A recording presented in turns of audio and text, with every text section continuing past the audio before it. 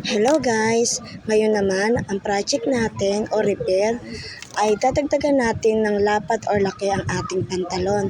Since size 36 ang ating waistline, magdadagdag tayo ng tig 2.5 inches sa bawat gilid.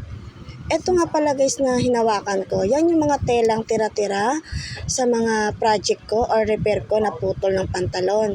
Yan ang isang dahilan kung bakit hindi ko tinatapon ang mga yan. Katulad niyan, sakto medyo kakulay ng ating pantalon na ating dudugtungan. Hindi na siya sayang guys. Susukatin lang natin yan na naaayon sa ating sukat. Panoorin nyo lang guys kung paano ko siya ginagawa. Sa totoo lang marami na akong ganitong video.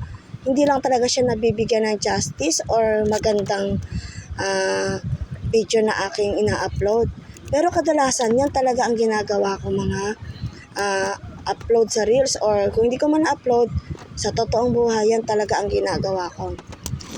Itatayaan mo lang yun sa mga magkabilang gilid. Pag nakat mo na yung size na gusto mong itugtong sa ating mga gilid ng pantalon. Kadalasan guys, ginagawa yung mga ganyang repair if mga bagay na hindi natin kayang i-let go yung ating pants. Kasi may mga time talaga na paborito natin yan eh. Lalo na yung mga style ng fabric na ating pantalon. Minsan kasi mahirap mahanap yung ating gusto. Ayan guys lagi tayong magsusukat lagi.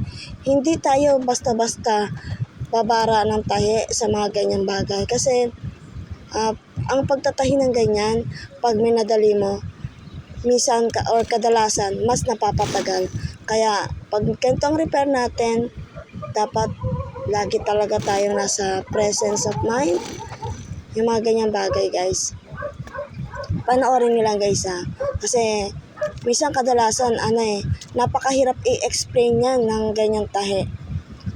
Pagtugtong lang sa magkabilang gilid guys Ang kagandahan lang sa mga ganyang tahi pag meron tayong aging sewing machine or overlock. Kasi mas napapabilis yan. Yung mga ganyang bagay. O bago natin i-final yung sa ating waistband, sukatin natin yan ulit. Then sa waistband, ganun din gagawin natin, pagtugtungin natin yan. At yung lapad na tama sa kanya, yung hindi ko kulubot. Ganyan lang guys. Basta guys panoorin nyo lang ako. Yan ang mga bagay na hindi minsan nauunawaan ng mga customer. Minsan akala nila napakamahal ng singil natin. Pero hindi nila alam. Bago natin nabuo yan, napakaraming struggle na naisip natin sa bagay na yan. Pero ganun pa man, ginusto natin yan, panindigan natin yan. Huwag tayong tatanggap ng tahi na alam natin hindi natin kaya. Yan ang isa kong pamantayan or ginagawa. Pag hindi kaya ng makina, huwag mo nang tanggapin. Huwag kang manghinayang sa ibabayad sa'yo. Kapag nasira kasi ang ating makina, pag ating pinilit yan, mas doble ang magiging problema natin. Okay guys? Kasi pag nasira ang makina natin, magkano ang paggawa? May mga time na hindi natin kayang ayusin yan. At ayan na nga guys. Tapos niyan, sukatin lang natin yan para tingnan talaga natin kung tama ang ating ginawa. Saka natin i-final yan. Check lang natin yan. At okay na yan guys, diba? Saka natin na i-finish yan. Ako guys, yan ang isa kong ginagawa. Bago tayo dumako sa pinakadulo, i-check muna natin yan.